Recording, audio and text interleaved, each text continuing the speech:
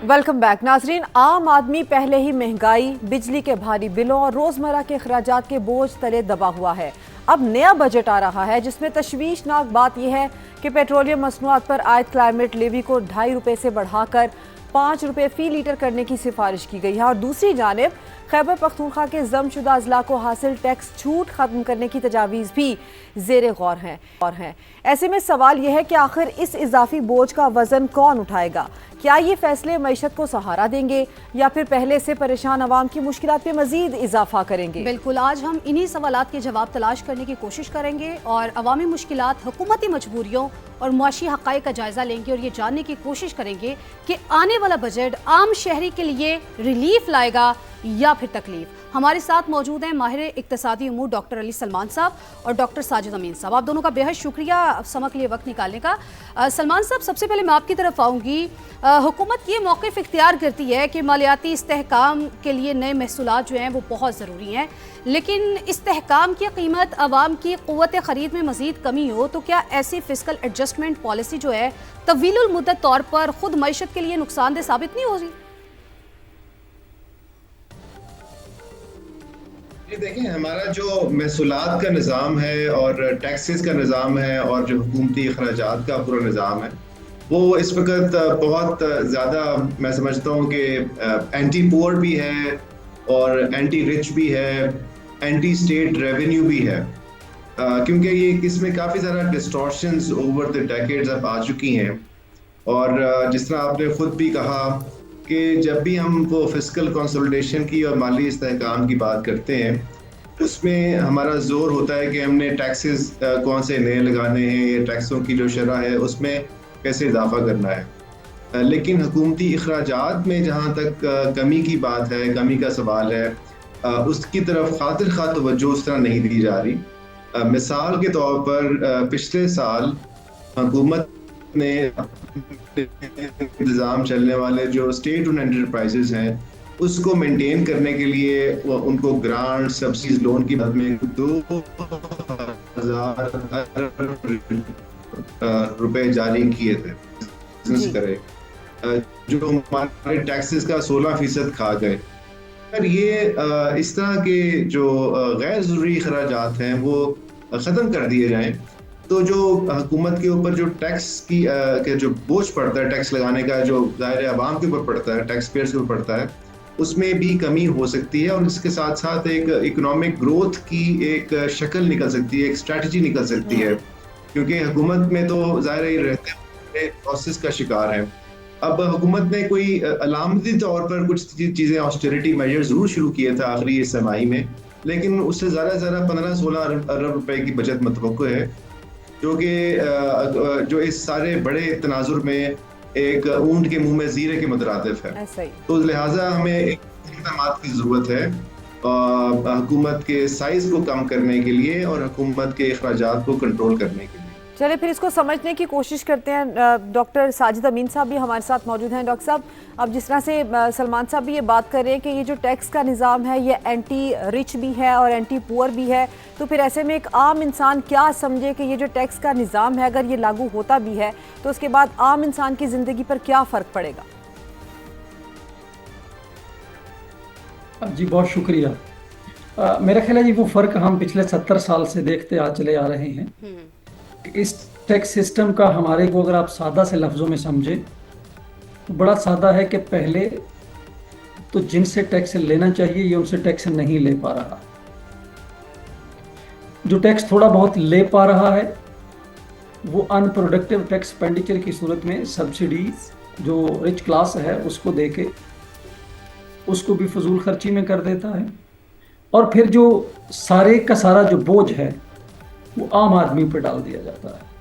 वो कभी पीडीएल की सूरत में डाल दिया जाता है, कभी जीएसटी की सूरत में डाल दिया जाता है, कभी पेट्रोलियम डेवलपमेंट लेवी की सूरत में, और कभी ये जो पेट्रोल कार्बन जो टैक्स आप उस पर क्लाइमेट चेंज का जो एक टैक्स लगा रहे हैं। हमें आज तक नहीं पता कि ये जो पहले 2.5 रुपये फी लीटर लेते रहे हैं या जो आज जो तजवीज़ है 5 रुपये लीटर की, ये खर्च कहाँ पे हो रहा है? पूरी दुनिया में जो क्लाइमेट चेंज का जो टैक्स होता है आपका, ये ग्रीन इन्वेस्टमेंट्स पे, ग्रीन इनिशिएटिव्स पे, आम आदमी की सहूलत के लिए इस्तेमाल होता है। हमारे यहाँ इसको भी एक रेवेन्यू का जरिया बना लिया गया। एग्जैक्टली। इस सबको मिला के अगर हम देखें, अल्टीमेटली दो तीन चीजें हैं जो हमारे सामने हैं, बहुत बेसिक हैं। इन्फ्लेशन बढ़ता है, इन्फ्लेशनरी प्रेशर बढ़ता है।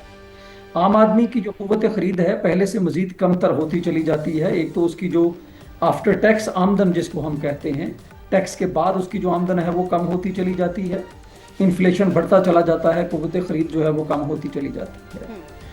ओवरऑल इकानमी को अगर आप देख लें, हम एक स्टक हो गए हैं। जब भी हम 3-3.5% से ऊपर जाते हैं जीडीपी ग्रोथ रेट में, तो हमारे यहाँ एक क्राइसिस आ जाता है।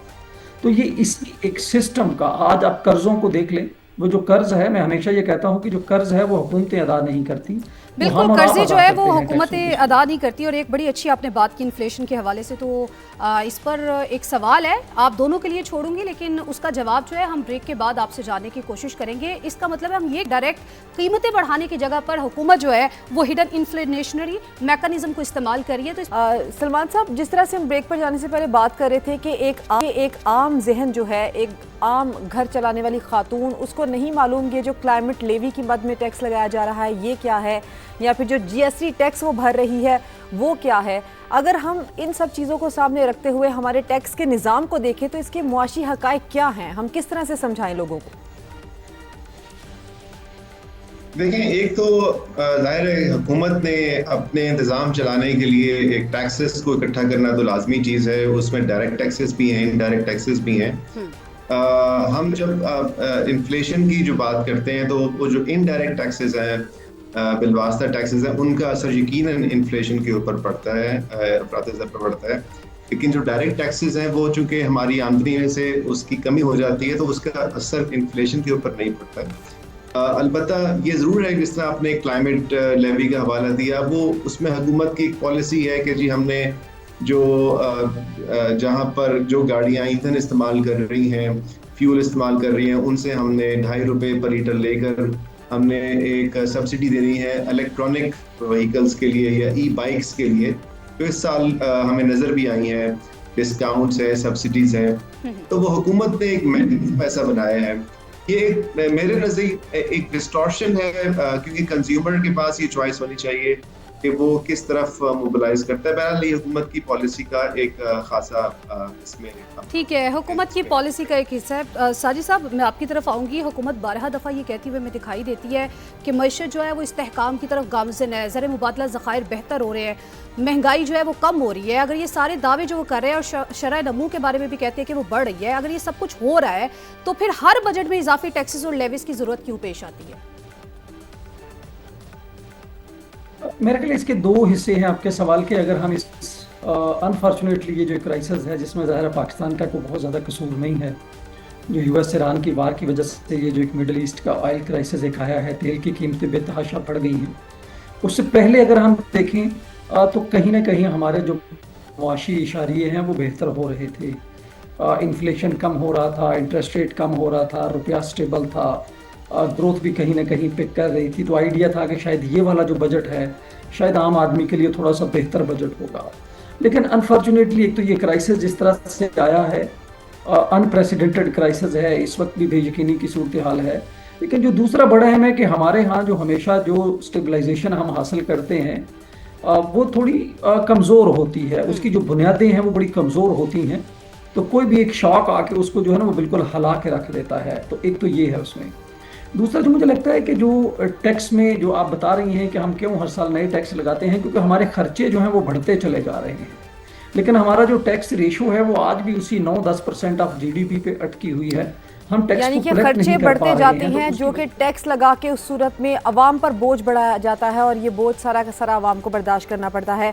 डॉक्टर साजिद अमीन साहब और डॉक्टर अली सलमान साहब, आप हमारे साथ मौजूद थे, आपका शुक्रिया।